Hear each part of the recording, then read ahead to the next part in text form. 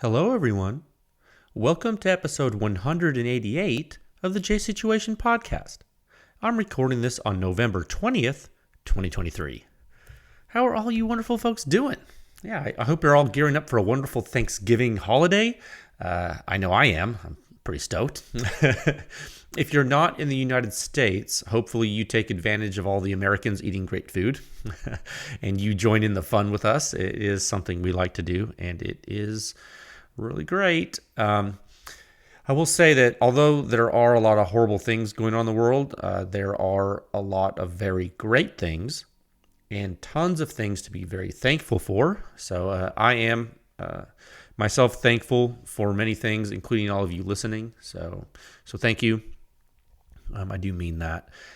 So real quick, actually, and this is actually going to be pretty niche, but I'm going to say it anyway because it's important.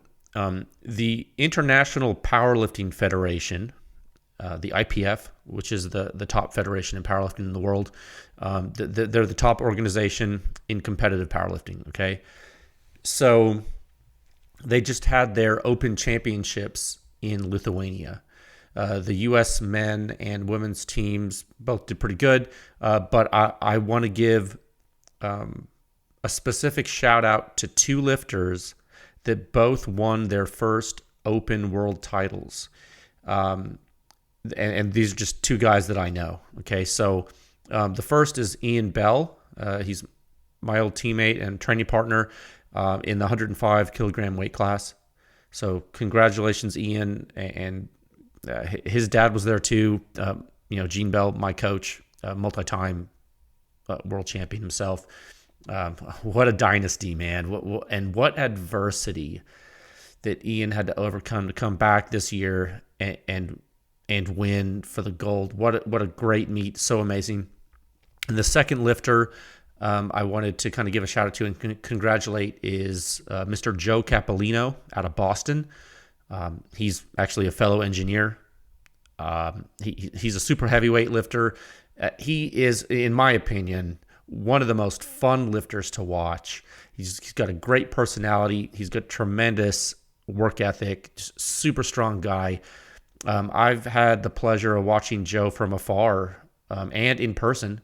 I've never trained with Joe, but I've always been a big fan of his lifting, and he came away with gold in his weight class overall too. I think this has got to be the fifth Open Championship he's medaled in, and I know he's competed in a lot more than that. And I think this is his first gold in all these years. So it's his first title. So big congrats, Joe. That's amazing. And so, and the reason I wanted to bring this up to all of you guys on the podcast right now is just, I don't know.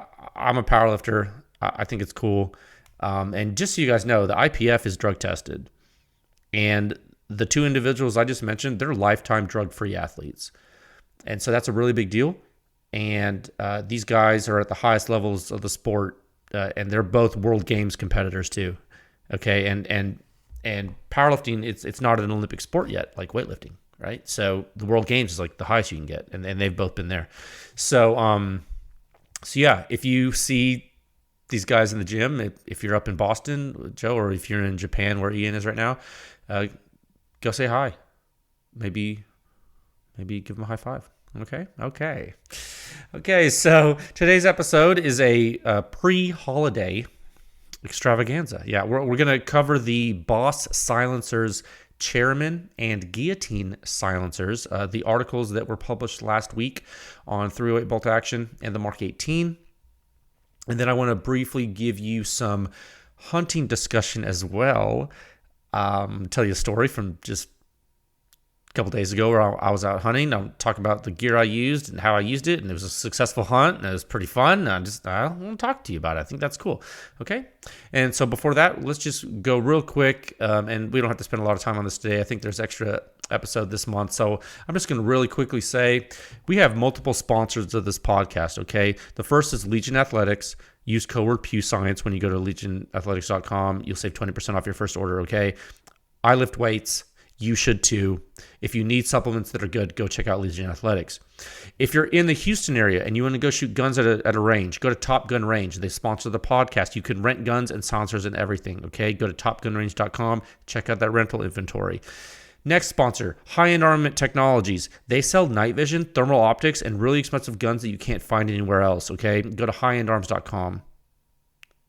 Seriously, if you need something, go there. Also, Silencer Shop. Need I say more? They sponsor this podcast. They are the largest distributor of silencers in the entire world. They endorse Pew Science, which means it's a pretty big deal, okay? We're very thankful for that. And finally, Pew Science, which is the test laboratory that I run. I'm the technical director of the lab. This podcast is put on by Pew Science so that public education can continue. All right. We're the home of the Silencer Sound Standard. There's 7 sections. It's the most in-depth and accurate silencer data and analysis in the world. It's all available on pewscience.com. It's all free for you, and you can join with a membership to keep this going and get access to more data if you want on the website, but you don't have to, okay?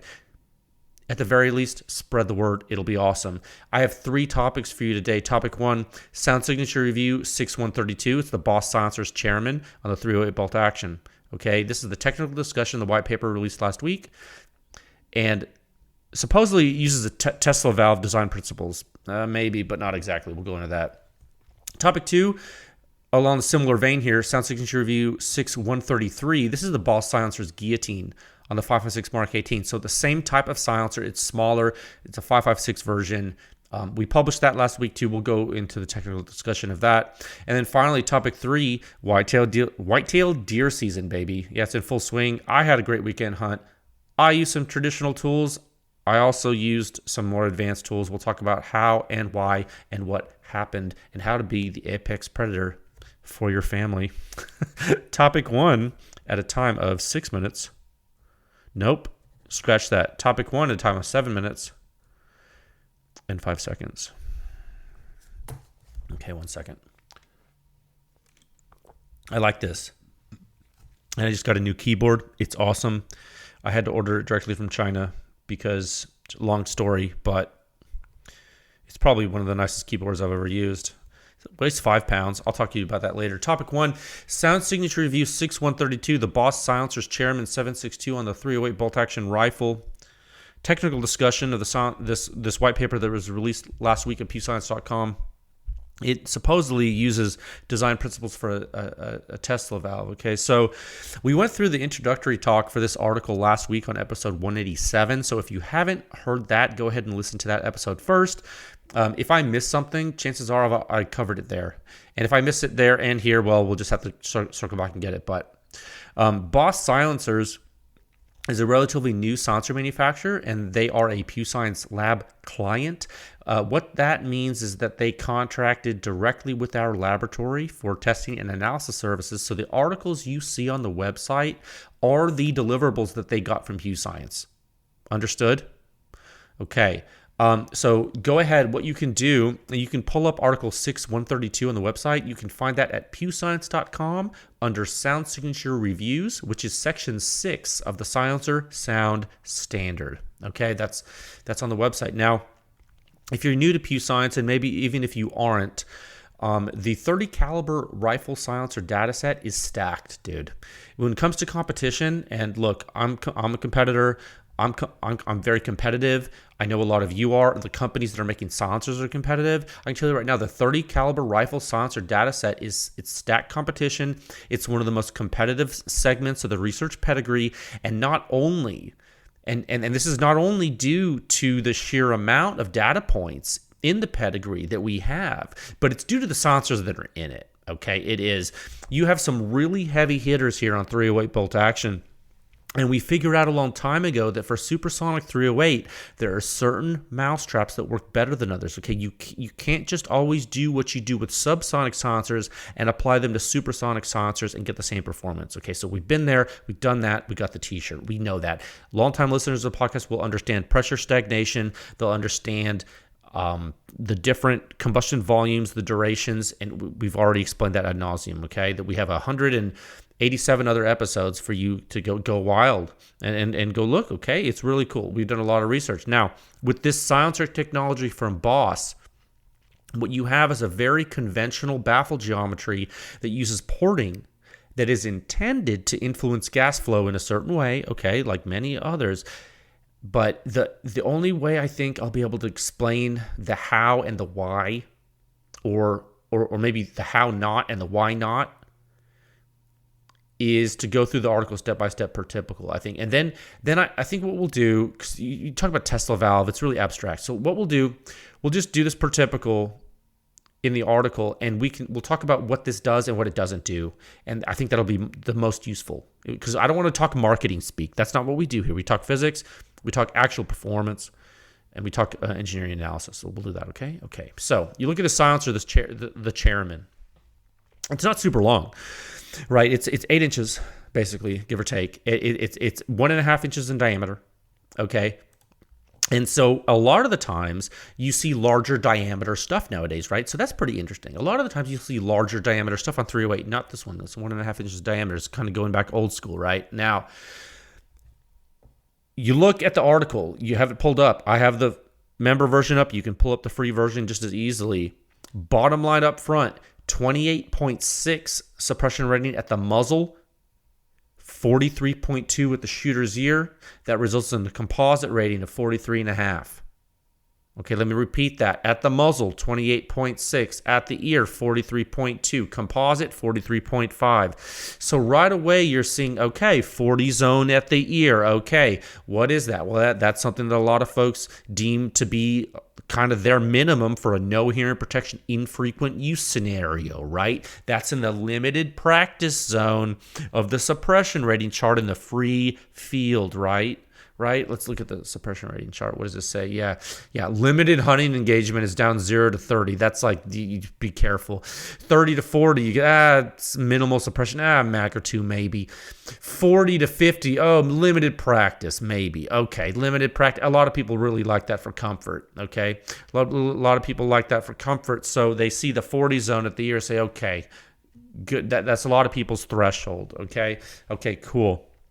So that lets you know right now with the 43.2 at the ear on the bolt gun, this is it's punching up. It's punching up with a lot of silencers in the rankings. Okay, it's not a world beater by any stretch of the imagination, but it's also smaller than some of the other silencers. So there you go. Okay, you got to take it for what it is. So let's look at the signature. You scroll down in the review, you check out the fingerprint in Figure 1. Scroll all the way down. Figure 1. You have Figure 1A. You have Figure 1B. This is pressure in the free field. Okay, this is pressure in the free field, away from all reflecting surfaces other than the ground. Okay, but it's at mil standard height. Okay, so this is true mil standard testing by Pew Science. Okay, now, something you see right away, it's a big immediate shock profile, right? It's interesting. It is pretty significant, and it's not just bullet shock or something like that. You just don't it's very dangerous to assume it's just from bullet shock, because it's simply not. There is a high pressure gas jet coupled in that wave, and it's very significant. And another thing that's significant is the FRP divergence here, and you can see, because I plotted shot 1 and shot 2 in Figure 1B here.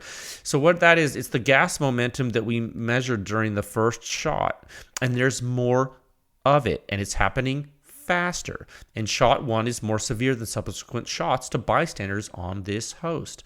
And so far, what you're seeing in the data, what we've shown you in this limited fashion right now, so far, you're seeing that the gas comes out quickly. Okay? Now, let's go back to this tech. The way a Tesla valve works is that gas flow should propagate relatively quickly through the valve, and if it tries to go back the other way, it should encounter resistance and not be able to. It's really grossly oversimplified, but really what's happening in a Tesla valve, and I think I said this last time, in our introductory talk, is that the flow diverges, and what you do is you get a change in gas velocity, and then you get another turbulent zone, and what that does is it inhibits flow going from the other direction. But in this silencer, there's some major differences in this silencer, there's some major differences in what the actual geometry is or what it can be, and what a Tesla valve is. And this is because a Tesla valve doesn't have a borehole through it actually all the way down the length like that. It can have an orifice, but not like this. Not in the sense that you have it in a silencer. You can port baffles and have them jet gas in front of the main flow and then meet it later, but you also have to be careful how you do that for a few reasons. And so although I have not seen cutaways of this silencer, and I've only just looked inside with a borescope to look at some of the porting, I will just say this is not a Tesla valve silencer, guys.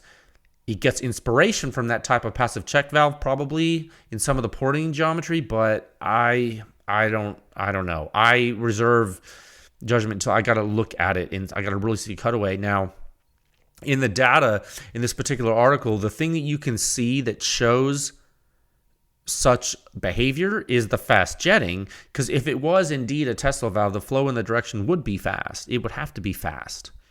But it's not. And so I think it might be dangerous to draw this parallel, especially considering you have shock waves interacting in the barrel and the silencer and the blast baffle region. And so I don't want you to get too far down this Tesla valve train, because it's not. I don't know that that's really going to be a meaningful thought progression for you right now. So let's keep going. So one thing that you see in these test results is that you get some first round pop.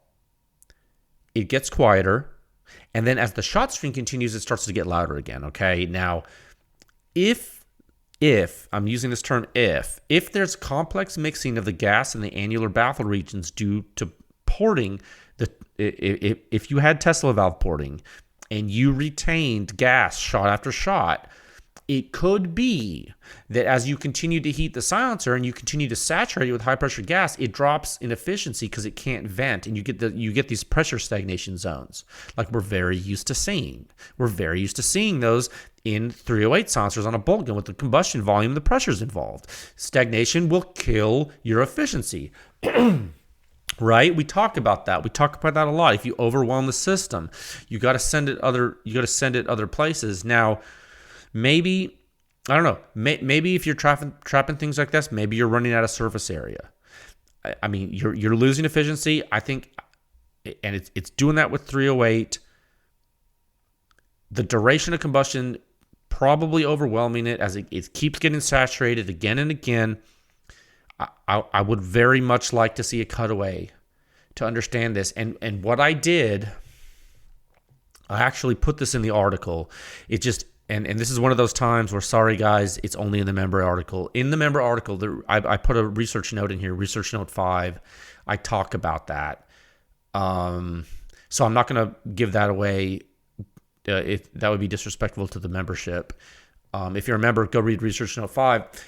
My guess right now is that because of the orifice diameter here in the 762 model, I think you're more susceptible to symptoms of it being, okay, how do I say this? I think you're more susceptible, I think with the 308 bore or 308 compatible bore, I think the symptoms of the silencer getting overwhelmed are more evident, and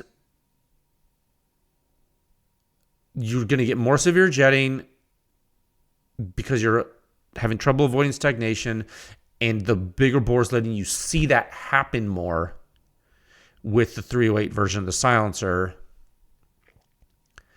I think that the most efficient thing to do with a silencer like this is probably going to be to restrict the bore, and that's what they did in the 5.56 version. And I think you get more normalized flow when you do that. I think this type of baffle design just might shine with that. I think just it's squeezing a lot of performance out of the size, out of the diameter and the length. I think it's squeezing a lot of performance out of it, but I think you're stagnating a little bit more than you. I don't know. It's what we see in the external data. In the data set, that's what we're seeing when we compare everything. I think there's something that has to be said about this, and I think I alluded to this before in some of the public discussions about this silencer. There's something that's completely independent from the blast baffle, or I'm sorry, I got ahead of myself. There's something that's completely independent from the baffle stack, and that's the blast baffle and the shape of it. And the blast baffles in these silencers, they're steep cones, right? I have it in my hand. Hold on. Yeah, it's just basically, I don't know, is that 60 degrees? I don't know. It's just a regular cone with no porting at all. And what are you going to get from that? Well, you're going to get, it's a pretty steep cone, so you're going to get less reflections directly back at you off of it, but you're going to get reflections, and it's going to coalesce with the wall reflections, right? And what you're going to get net back at you and back at the muzzle is a pretty high amplitude wave coalescence, and there's really no way for it to clear because there's no vent array. And so you really can't drop that impulse inside the silencer in early time. And so that's the complex physical phenomena that I boiled down with a terminology that I used in coining the phrase alpha perimeter. The reason I say alpha perimeter is because it's basically talking about impulse accumulation in the blast chamber from the high shock environment, and it differentiates it from the omega perimeter, or the omega metric, which is an external research parameter. And people are like, oh, when are you going to publish the alpha parameter? It's like, you don't understand. This is a conceptual method of describing impulse accumulation in the blast chamber. This is a tool for your understanding. This is not something that you need to start putting in the spreadsheet. Okay. I mean, you can present it in a lot of different ways. It's just, we need to parameterize. We need to make a parameter. We need to split the concept into different parameters so you can digest it like conceptually, and then using that you can put numbers to it. But what you need to understand is that it's decoupled.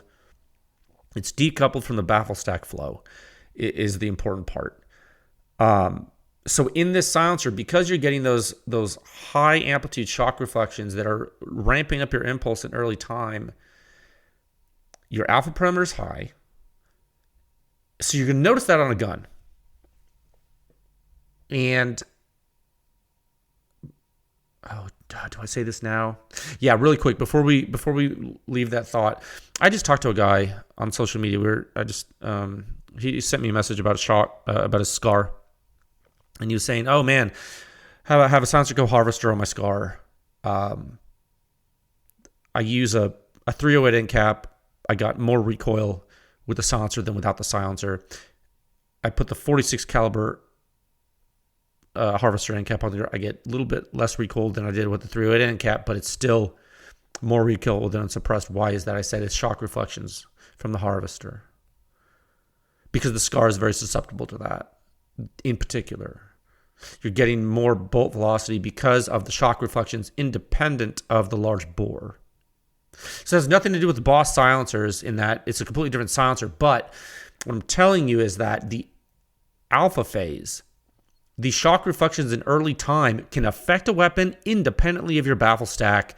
You just need to understand that, okay? And it's just important, and that's why if you look at an OSS silencer, or you look at a CAT silencer, or you look at a Liberty Precision Machine torch, you see something different, and all of those people are managing early time impulse accumulation in a different way, but all doing it for a certain reason.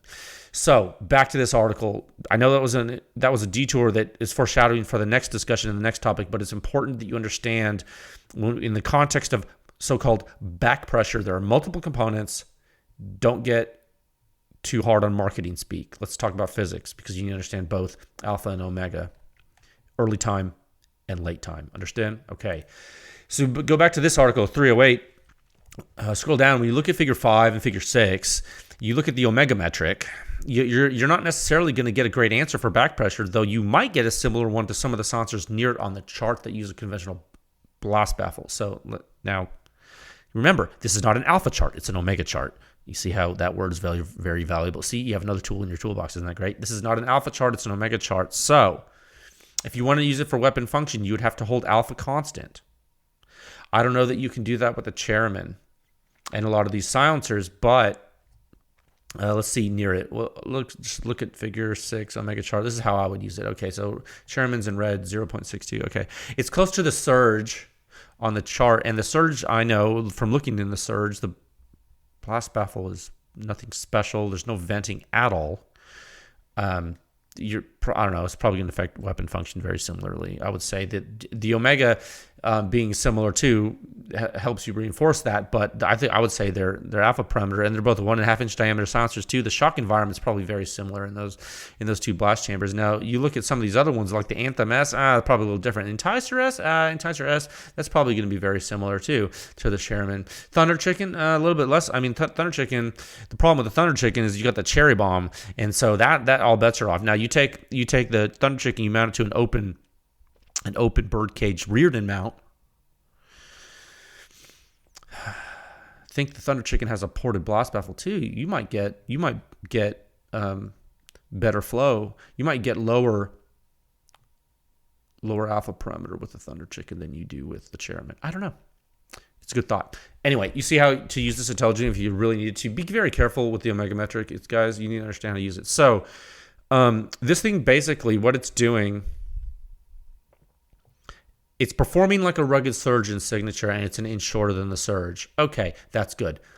It's quieter than a Sandman L. It's quieter than a Sandman TI. It's quieter than a Thunder Chicken. It's quieter than a Nomad TI, but the Nomad TI is smaller, so yeah.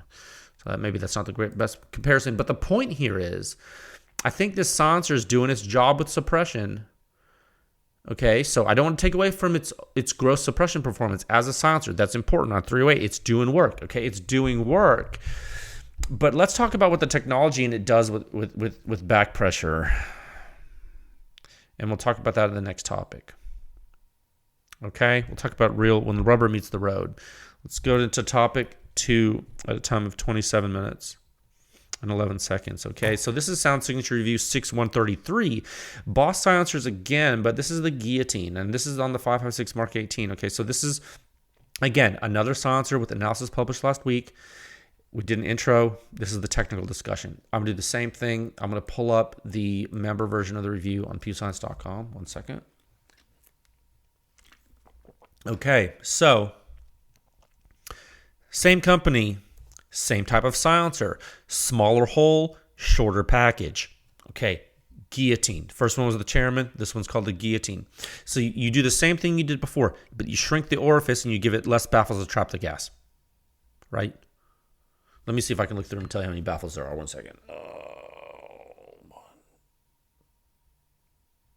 Oh, I can't. I'm not going to count that because there's some weird spacing things going on in there. I don't know. It's smaller. Okay, the Guillotine's smaller than the Chairman. That's all you need to know. Bottom line up front, 31.3 muzzle suppression rating on the 556 Mark 18, 22 flat at the shooter's ear.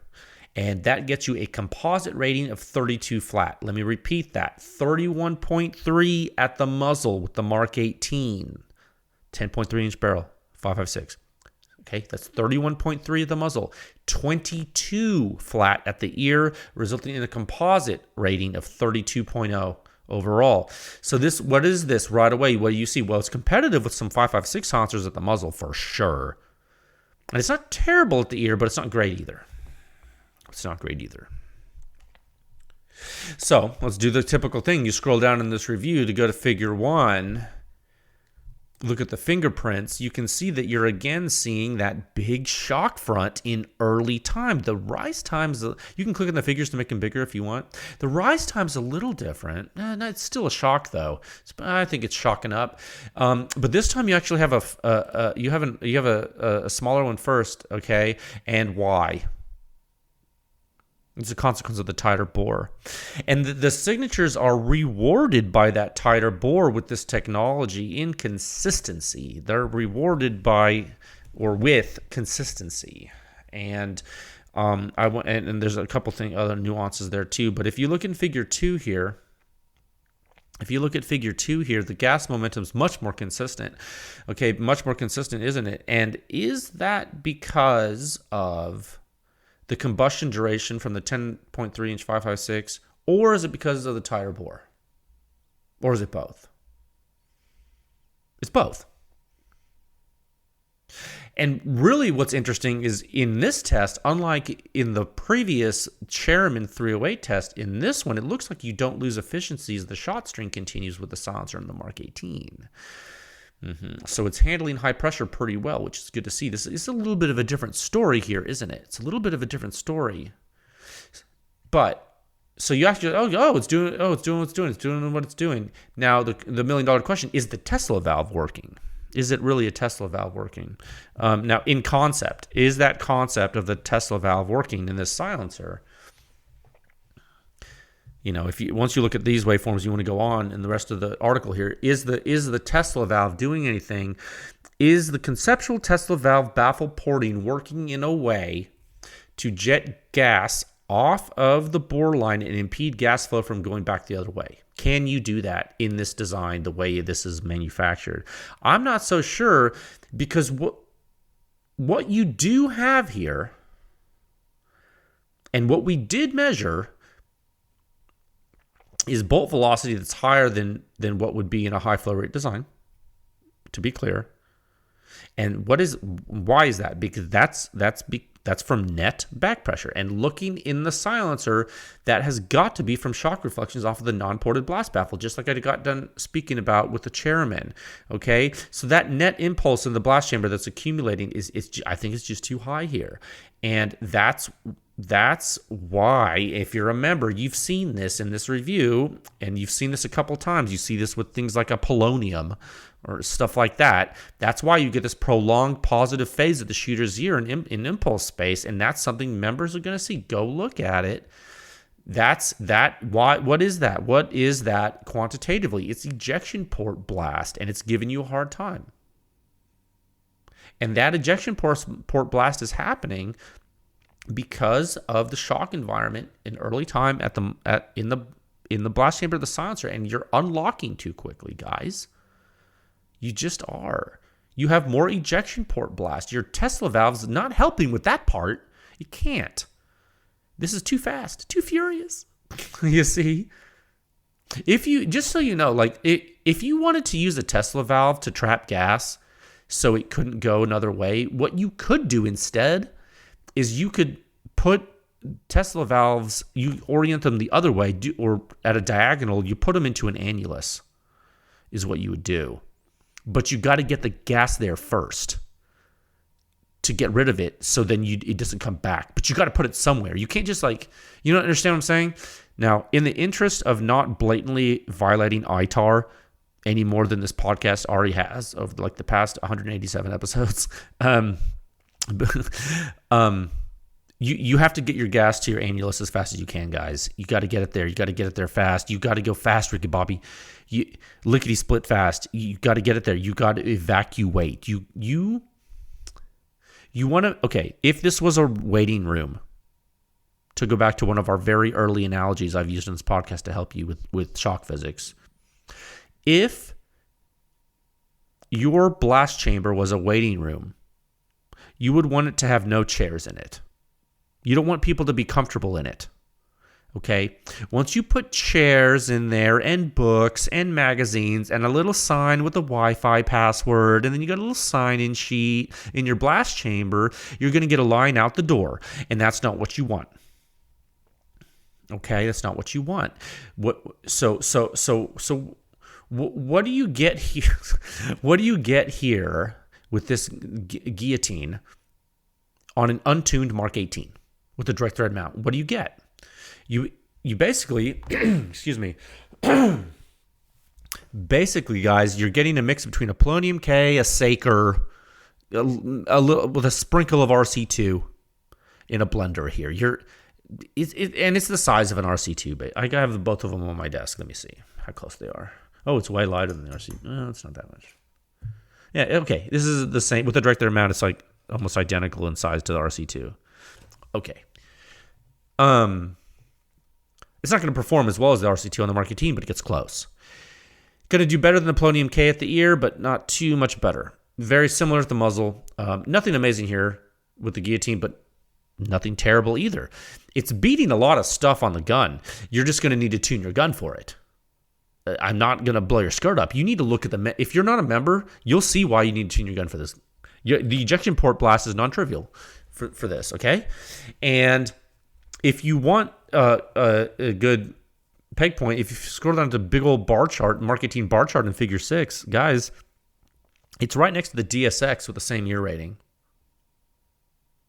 Remember what happened when you tuned the gun for the DSX? I mean, simply by the luck of evaluating the surge system for maximum defense, guys, I put this in the article. This Guillotine is a silencer for which, yeah, you're going to have to tune your gun, guys. You're probably going to have to tune your gun.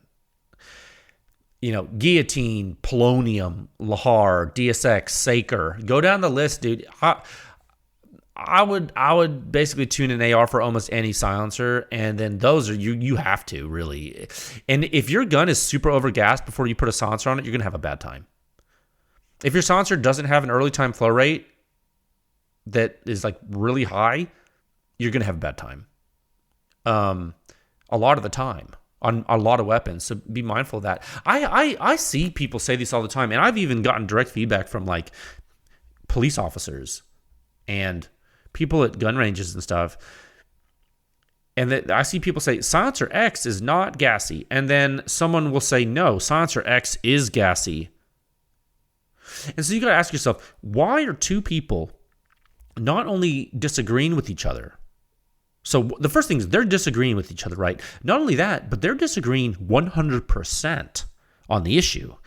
Like no compromise or nuance. Like one is saying the sky is blue, and the other person is saying no, the sky's red. So what are the possibilities? Well, either one of them's colorblind, or one of them's looking through colored glass, right? And what is that colored glass? Well, it's the weapon configuration of the silencer mount, guys. It's the system. Suppressed weapons are systems. Start approaching like that, or you're gonna have a bad time. You're going to have a bad time, guys. You start paying attention. You can't just say, oh, the silencer's gassy. Oh, the silencer's not gassy. Just stop talking about silencers being gassy or not. Start talking about complete weapon systems, or you're going to have a bad time. Okay? It's a function of the system, guys. You can put a high flow rate, literal flow through silencer from Huxworks or OSS on a gun and get gassed out. Why? Because your gun's super overgassed.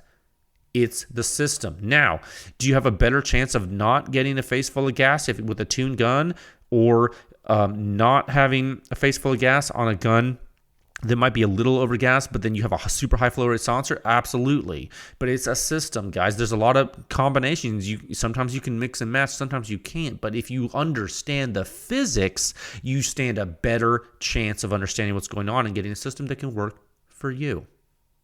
Okay? So I hope this was informative about these Boss silencers. We don't have a cutaway, so until then, I don't want to completely pick apart their design. But I'll show you exactly, once I see a cutaway, I'll show you exactly how it's not working, in the way that you thought it might, because it's late time versus early time, guys. You can't like a Dumb and Dumber quote. You can't triple stamp a double stamp. No, you can't. You can't prevent backflow with some kind of fluid dynamics principle when the pressure differential at your ejection port that matters is caused by impulse accumulation from barrel shock. You're thinking of like water flowing through a garden hose. This is not water flowing through a garden hose, guys. This is supersonic gas flow through a gun barrel. it's different equations, different physics, guys. Okay, so let's kind of come to Jesus. Okay. Now I will say these silencers, this Chairman and the Guillotine, they're not that big, they're not that heavy, and they're really punching up, I think, as far as size and performance. And so I do think. These are from a new manufacturer. They're trying to do something a little different. These things perform well for their size. And I think, now you're armed with the knowledge that you're probably going to need to do some weapon tuning, and maybe you get some knowledge about the FRP. There's some FRP with these silencers, more so with the 308, I think. I think you're armed with some good information about them now. I think you come away from this with some more information, and at least even if you're interested in them, great. Now you know more. If you're not interested in them, well, now you know a little bit more about the physics, and you learn about kind of what does what doesn't. What are some simple changes you would do? I'll ask you this: what would you do? After everything I said, what would you do a little in this silencer to try? Would you add some things here and there? What would you do? I'll leave that exercise to the reader, but let me know if you have some suggestions. But I know what I would change. I think all you do too if you saw it. A lot of longtime listeners of Pew Science, you kind of understand what we're dealing with here, right, on gas guns and what you would do. And I think some manufacturers have even implemented some changes right recently that you've seen. Okay, so that'd be good to think. Okay. So thank you so much to Boss Silencers for trusting us to perform this work. I am very happy that we got to characterize these things. I was not sure when we were going to test a Tesla valve type silencer design principle, but I assumed we would eventually. Whether or not this is close to that or not, we'll see. Whether or not we see more in the future from other people, we'll see. Again, we'll have to look at some cutaways, but it's cool to look at different principles from different areas of physics and see how they apply. Okay, cool. All right, let's move into topic 3 at a time of 41 minutes and 12 seconds. Okay, 1 second, guys. Okay, now we're going to have some fun. I had so much fun. Topic 3, whitetail deer season is in full swing. It really is. I don't know where you all are in the United States, or in the world, but the rifle season, which is, of course, my favorite, has begun in most places. I just had a great weekend hunt. I used some traditional tools, silencers, and during the day and at night. I used some more advanced tools, silencers and thermal, and I really felt like the apex predator this weekend, because we are. I am. You are. Boy, howdy, have I been watching the deer for the past couple of days, and then the past couple of years, I'll say, at our place. We have so much meat, we actually haven't shot a deer the past couple of years. We just haven't had to. We just haven't had to shoot a deer this past couple of years. And also, simultaneously, I've been getting the wildlife management plan really put into full swing and in action. I put together a plan a couple of years ago at our place, and I really implemented it strictly. And it's been pretty good. I think it's been paying dividends. So the first hunt of the season, and it's this past Saturday. I wanted to make it out Friday night after work, but I was just so dang spent, dude. I've been going super hard in the paint with my day job and then Pew Science, and I just do a lot, and so I was just out of energy. So I needed that sleep Friday night. I was like, I'm so tired. So I was like, okay, I'm gonna get up. What I need to do, I was like, I'm gonna sight in my 308 bolt gun, because I had to change the scope mount because I was running a ScalarWorks mount that was absolute garbage. Look, if you listen to nothing else on this podcast, do not buy a ScalarWorks scope mount, dude. Like the side clamping rings, don't buy it. It's not a good product. It's very expensive and it doesn't work. And I don't care I'm telling you, I have enough. I would testify about that. I would give you my engineering opinion on that. I think that is a bad product and it doesn't work, and it can not only can it damage your scope, it will waste your time and money. So I'm sorry. I just feel so strongly about it. I just don't think, I think people need to know those are not good. Don't use those. So I just changed to a Badger mount. I don't know. Does Badger Ordnance make the best mounts? I don't know. Do they make them that work? So far, so good. The only reason I'm using a Badger mount is because for my Night Force Attacker on my Scar, I use a Night Force Ultra mount. Then I wanted to mount a red dot on top of another attacker I had on my 14.5, and I didn't know that there was this third-party solution for the Ultra mount. So I bought the Badger Condition 1 mount because it had a Badger red dot mount thing for it. So I did that for the 45. Then I learned that Night Force, actually, there's an aftermarket person that I think I talked about this before, but the cool thing about the Badger mount, in addition to the modularity you can add, you can get one of those scope wedge levels under it, between it and the scope, whereas the Night Force Ultra mount actually doesn't have enough clearance between the base of the scope and the mount. So although the Night Force Ultra mount is, of course, precision awesome, the Badger mount is also precision awesome, and you can fit the wedge under there, and it has the modularity from the manufacturer with all kinds of stuff. So I'm a big fan of the Badger stuff. They're super intuitive. It takes me like 5 seconds to mount a scope with it. It's a good solution. I'm using 2 of them. They're great. It's good stuff. I'm using them both on my 308 bolt gun and my 14.5. 1 second. I had another Scalar Works mount fail on my Sako TRG, and it wasn't in the field. It failed in the gun rack in the house. It literally cracked sitting there from residual stresses. Garbage. So point with this hunting trip was, I was like, oh crap, I want to hunt my 308 bolt gun. It's just what I'm most comfortable with for whitetail. Every deer I've ever killed has been with a 308 bolt gun. And I'm just very comfortable with murdering things with the 308 bolt gun. I always have been. And I needed to get that scope zeroed. I had a Swarovski Z8i. It's my favorite hunting scope because of its lightweight, exceptional clarity, little red dot if you need it, on 2 settings if you need it. I believe mine's at is it 2-18 or 2-16. It's a perfect mag range. It's just a really slick hunting. It's not a tactical scope. It's a hunting scope. It's amazing. So I'm thinking, I'll get there. I'll re-zero it. I'll do it far enough away from where I'm hunting. I'll kill all these birds with one stone, right? Okay. So I pack up the truck. I head out there, and then I call an audible, right? I'm like, all right. It's about to be Thanksgiving. I want to be traveling.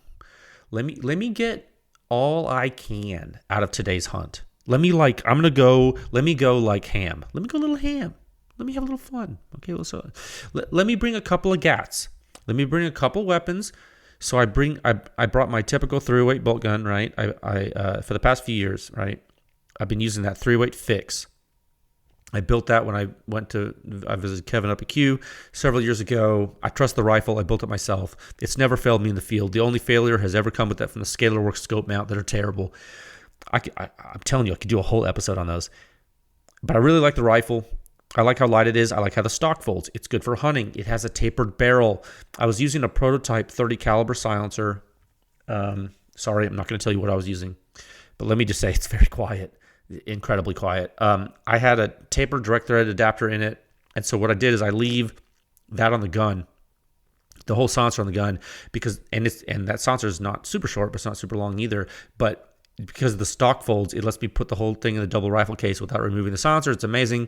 So, and the reason I'm going over all these details is because a lot of people ask me about these types of things. Say sometimes it's good to share these little details. This is real life. This is my gear. This is not me selling you anything. This is literally me. This is what I used to murder things. So I brought that rifle with the VTAC sling. Another thing I like is the VTAC slings. They're just fast and great and secure and awesome. And you can put all kinds of different end terminations on them if you want. It's simple. I told myself, I'm out and about. If I don't find a deer, I'm going to want to stay out late. There's some pests I've been needing to take care of. There's some coyotes and hogs I need to get rid of. There's a large family of raccoons that have ballooned in size due to eating deer protein and drinking the water we put out, and they're contaminating things with their feces. So at the very least, I'm gonna be killing an entire family of raccoons tonight. I'm thinking to myself for sure. I'm gonna be doing some ethnic cleansing of the raccoon population at my compound, dude. Premeditated murder. I'm doing mass murder. I'm basically, at this point, I'm planning mass murder of raccoons. Okay, so that was going to happen. I was like thinking about this. I'm just like walking around my house. Oh yeah, I'm just going to murder. I'm going to straight murder these guys. So I'm thinking about what I'm going to shoot these pests with. And I'm looking at my armory. I'm like, okay, I need something semi-auto for sure, because it's probably going to be a target-rich environment. So I'm going to need fast follow-up shots. I don't have time. I'm not going to Lee Harvey Oswald these raccoons. Although that's enjoyable, I'm not doing that. So I need something semi-auto, and I need something with thermal. Got to have thermal, and it's going to need to be weapon mounted. It's going to be weapon mounted because I'm going to need to engage on the run with precision, and I don't have time to rig up a light system. I'm not going to have a buddy with a spotlight. So in my armory, I have a lot of choices here. I could go weapon mounted standalone thermal rifle scope, but it just so happens I didn't have one of those zeroed right now on the guns I wanted to use. So I'm like, shoot. Like, okay, dang. So no time to zero that today because I already have to zero the Swarovski and in that Badger mount, and the thermal zeroing can sometimes take a little bit. It could be a little bit involved if something gets weird, and if the battery's dead, I have to reset something. It's like, oh no. So and I couldn't remember which one was to. It was just a whole thing. I didn't have a lot of time. I didn't want to cut it that close. I wanted to go lower risk. So what am I thinking? Clip on. I'm thinking clip on. What do I have that can do that? Well, I have the Voodoo S. I got two things. I got the Voodoo S, and I got the Skeeter L, the BAE unit. I'm like, okay, cool. But I have the Voodoo S. I got two rifles set up for the Voodoo S. I got the Scar. It's got the Night Force Attacker 1-8.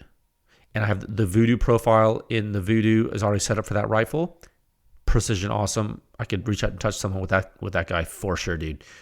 But the Scar 7.62, I don't know that I need that for the pests I'm shooting. It's a little bit too, like, you're bringing a little too much gun. Like, I don't know if I need that. So it's going to get really involved. Like, no, what else I got? I got the 14.5-inch mid. I've been shooting that a lot. That's right. Cool. And this works out because I just bought some Hornady ballistic tip varmint rounds for it. And I got the Night Force Attacker 1-8 on the Badger mount on the 14.5.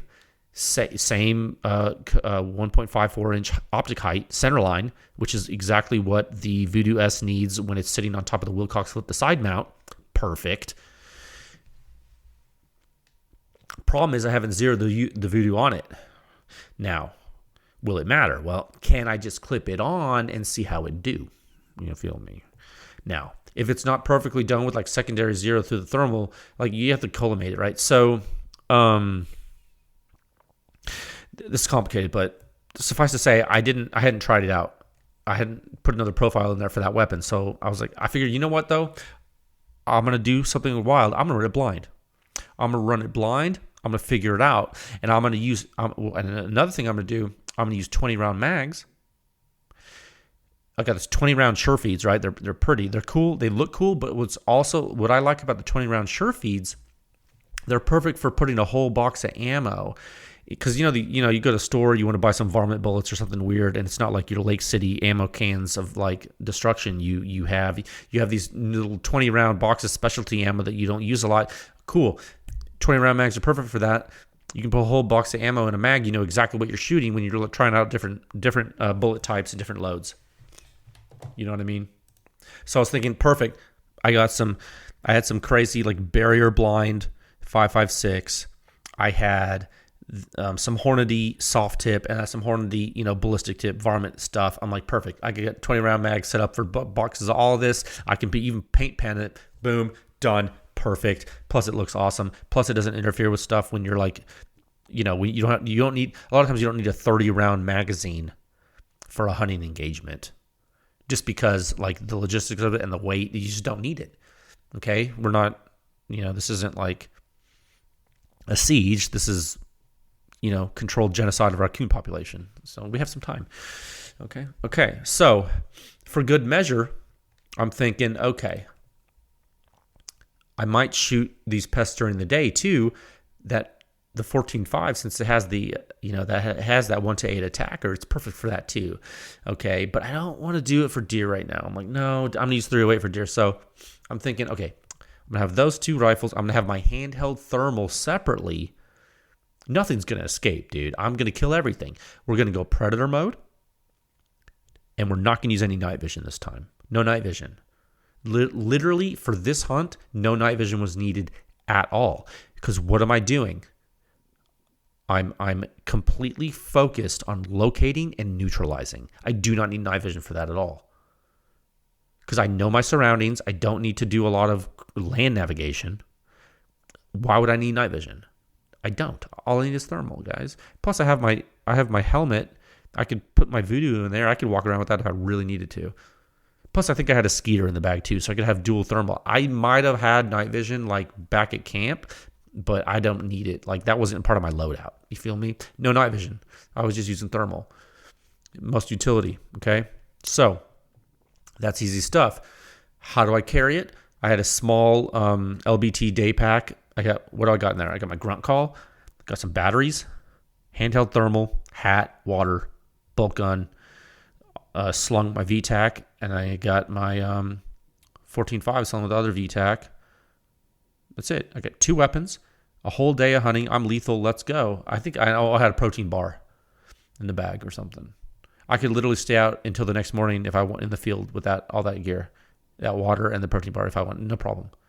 See, I know I'm not going to go to the mountains crazy. I know where I'm going. I'm there to kill. It's like really fast mission, right? I'm not that far. So I get set up at my stand, right? I grunt call once. A little bit of a grunt call. You know that grunt call where you're like, well, I'm going to use a deep call. I'm just going to do a little bit of a teaser call. It's not going to be little. It's not going to be a little grunt. It's not going to be a long grunt. It's just a teaser grunt like, hey, I'm the buck. I'm here. What's up? Let me make some noise. I do that call once. I'm talking once, dude.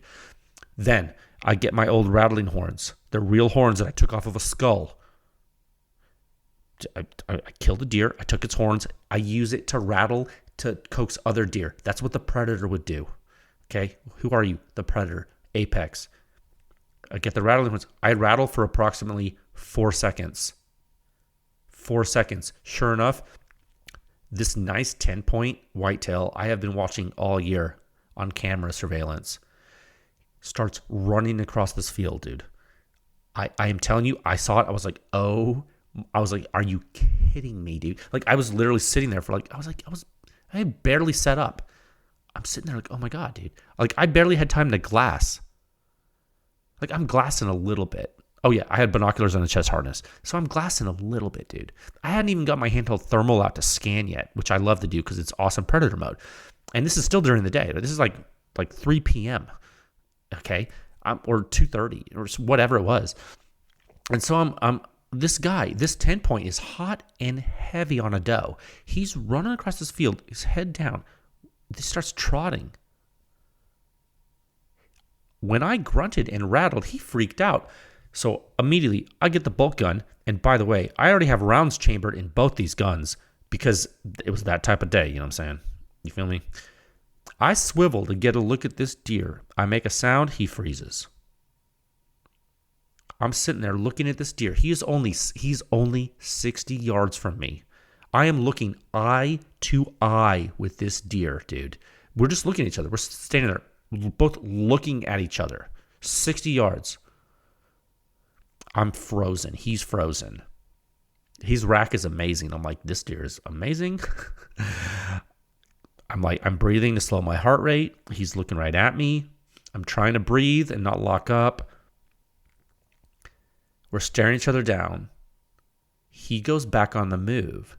He runs behind some cedar trees, right? I can't see him because cedar trees are bushy in the bottom, right? I'm like, oh, shit. I get my rifle up. The scope mag, I'm running, I think I want to say it's at like 4x or something. It's not, I don't even know. It's low mag. I just needed enough to where I could get a good vital shot and have enough field of view. So if I miss him and something goes crazy, maybe it was more than 60 yards, I don't know, 70 yards, whatever it was. I needed enough field of view so where, like, if he runs, I'm not surprised about trajectory of where he's going or something. You know what I mean? And he comes right out. He starts trotting head down like he has another doe he's on the trail of, and I whistle. He stops. He looks right at me again. I got my rifle. I look right at him through the scope, and I shoot him right behind his right shoulder. I clip both the shoulders. Chunk of the heart comes out. Clean pass through. He skids 20 yards, dies. Bam, done. Shortest deer hunt I have had in years, dude. I'm by myself. I'm high-fiving myself. I text my wife. I'm like, hey, babe, hunt ended quick. I'm going to gut this deer. I'm going to stay out. She says, copy that. I'm like, awesome. Love you. Cool. So I need to gut this deer, right? But before I do that, I'm thinking, you know what would be cool? I'm going to gut this deer in a location where I can post up over the guts later. Right? Oh, before I forget, when I shot this deer through the shoulders, the silencer I happened to be using on this bolt gun, on the 16-inch 308, is so quiet. One second. The silencer on this 308 bolt gun I'm using is so quiet. And that deer was close enough where it's been a while since I heard a bullet impact that loud on an animal. It must have been because I hit some of the bone. I mean, wow. It was like someone took a baseball bat and like slammed that deer with a baseball bat. Like, it's like you slammed a heavy bag with a baseball bat. That's what it sounded like. Because there wasn't enough travel time for the sonic crack of the round to like really echo off everything. That Mach wave just wasn't being produced for long enough duration. So the majority of the signature was from the bullet impact, and it knocked that deer over. It was awesome. And I just wanted to tell you that like hunting with silencers is cool. And I'll tell you why hunting with silencers is cool, because it gets better with a different weapon. I'll go into that in a second. So I need to gut this deer. But before I gut it, I was like, you know, I want to post up over the guts, because then when these coyotes that I've been looking at, I've been seeing some of these coyotes. I'm like, you know what? I don't like your style, coyote. I'm going to kill you. And so I want to post up over the guts, and then as the coyotes come to eat them, I'll kill them, right? And that's something we've done a lot. And I know what they're going to do. They're going to go for everything except the stomach and the intestines. So they're going to go for the heart, liver, kidneys, just like you would do, right? I mean, you're not going to go for the intestines and the stomach? That's gross. You're going to go for the good stuff. And I blew up the deer's heart, so I can't really eat the heart. But the coyotes can. So I was thinking to myself, I know what I'm going to do. I'm going to try out another piece of gear that I have at the ranch. So I go get my truck, right? I drive to where this deer is. I take him to this clearing. I had bought this receiver hitch gambrel thing. I don't know if you guys know what it is. It's cool. A lot of times when we hunt, we get the animals, and what we like to do is we like to let them hang. And this thing has it has a cable and a crank system. And then it has a gambrel on the hook, or it has a hook, and just how it happens you can get different gambrels. It comes with a gambrel. A gambrel is it's like a triangular thing you hang animals from. You like slice their legs so you can put the gambrel through the holes and hang an animal up to like skin them and stuff. It just makes it easy. It's just a convenience tool. So anyway, this one it goes with the receiver hitch. It goes into your receiver hitch on a vehicle or whatever, and it is with a strut. Super cool. And what you can do is you can rotate it, and it has clearance so that if your truck bed's down, it can still work, and it lets you swivel something heavy and put it into the truck too. It's just a really well thought out cheap thing from Amazon I got like a couple years ago or something. So I'm thinking this is great. I'm going to try it out. So I use that. I got the deer. And this is like super luxury, right? Like super luxury field dressing at this point. This is like, I'm like, pinkies up, I'm sipping on, I'll get a bottle of water. I'm living the dream right now with this thing. So I do that. I leave the guts in the perfect place. Easily put the deer in the back of the truck by myself. It's easy. I drive to the meat market really close. They have a cooler, walk-in cooler. I pick what I want what them to do with it from their menu. I don't have time to process this deer right now. I have things to do. I go to town. I eat a big steak. I drink a beer to celebrate. Okay? I'm a busy man. Okay? Meat secured. I have a couple beers. I head back. Now I'm going 14.5, mid-length gas, suppressed, attacker 1-8, voodoo S. I'm going to kill. I'm out there. I'm not seeing any hogs. Coyotes are howling. One thing this is a mistake I made. One thing I did not count on was the wind completely stopping. And coyote hunting and wind is something that is complex. I guess wind in any hunting. But so let me tell you what my plan was for wind. What I thought was going to happen, I thought for sure the wind direction I looked at the wind forecast. And what I thought was going to happen was the wind was going to be blowing actually away from me. So it was going to put me upwind from the coyotes, which is normally bad. That's what I thought was going to happen. But in this case, I was going to take advantage of it, because what I did was I put the guts past me on the way to the coyotes. So I the scent from the coyotes was going to blow toward them, and that was going to attract them. And then I was going to circle around, get their wind like they would do me, and I was going to pop them off. You feel me? That was my plan. That was my harebrained, napkin math type plan for these coyotes. But what happened was the wind stopped. And so the coyotes didn't even know the guts were there. I can tell you, I could hear coyotes howling, they were not coming. I didn't have any coyote calls. If I would have called in those coyotes, I bet you it would have been on like Donkey Kong. I just didn't have those. I only had brought my deer calls. I didn't have my coyote calls, so here we are. Okay, no coyotes, but all was not lost. When looking for those coyotes, guess what decided to show up? So I'm scanning through thermal. I was not doing helmet mounted thermal. I was doing handheld Pulsar Helion XP50. It's an old school handheld. It's got an actual mechanical focus on its objective lens, and it has zoom functionality, picture in picture. It's just, I cannot tell you how many animals I have killed using this spotting technology. I'm scanning. I locate the entire raccoon family. I mean, I found their cell, dude. I found their entire platoon. They brought their brothers, their cousins, their kids. They are heading straight for one of the big deer pens. They hop over the hog panels. They go for the water. They're sitting in the protein trough, dude. I'm like, cool. Get comfortable. Enjoy it. Welcome. Mikasa Sukasa. Chill out. Cool. I decide to engage with one between the pen and the tree where they live. I'm like, cool. I like to do that sometimes. Kill the lead car. I'm just going to take out the lead car. Let's do that. We'll just take out the lead car.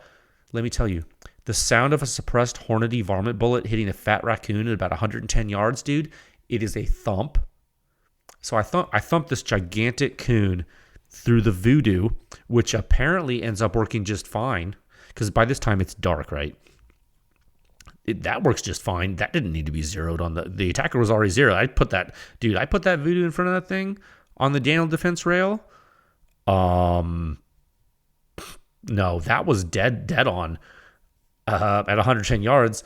So I thump this gigantic coon through thermal clip-on. The raccoons do two things. They scatter. Some of them stand up on their back legs because they can't locate the shot, right? See, I'm using a silencer on the 14.5. Now I'm 110 yards away, so there's a significant mock reflection from me to terminal hit. There's significant mock reflection during that flight time. Flight time is not that long, though. 14.5-inch barrel, 55 grain varmint bullets. I'm cooking. I'm not 4,000 feet per second. Like, I'm not like 3,500, 243 Winchester laser gun cooking, but I'm cooking. Okay, so I'm cooking. And they can't locate the shot. Okay, they can't locate the shot. Silencer masks my location. I shoot the next one. He flips over. I shoot another near the water. He's down. He's thrashing around. Then I shoot another one, and I miss, dude. I miss. Then I see the last one. The last one, he stands up. He saw his buddy got away. He was like, oh, I can get away too. Nah, son. I tag him. He's down. 4 raccoons in about 20 seconds, I'd say. Maybe 25, 30 seconds. 4 raccoons down. Perfect. And they're not just any raccoons. The raccoons are gigantic. I posted a photo to my story the other day. I'd never seen raccoons like this. So big. So I say all this to say, all in all, not a complicated hunt at all, right? Not complicated, but, and it wasn't super challenging, right? But what I did, I had some preparation,